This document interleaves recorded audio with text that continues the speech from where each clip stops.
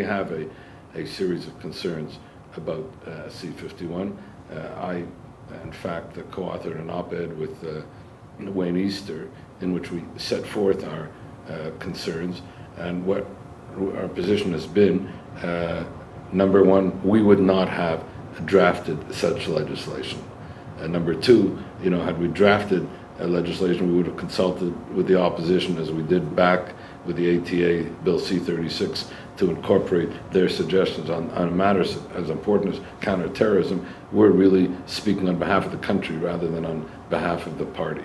And therefore, in terms of the country, we need to find an appropriate legislative initiative that both protects national security and protects civil liberties. As I've always said, those are the two foundational principles. They need not be contradictory. They should be seen as being complementary.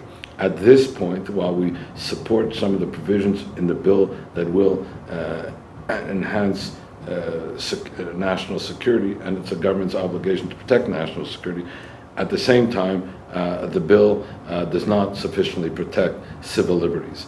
And I can use as one example that within which that's contained. If you look at the bill, it will provide for more coordination and information sharing amongst 17 government departments. That's the good thing. On the other hand, we don't have an oversight mechanism, and that's the bad thing. We don't have a sunset provision, and that is needed. We don't have a review mechanism, and that is needed. We have overbroad language in the legislation regarding the advocacy or promotion of a terrorist act. That has to be narrowed down, and so on.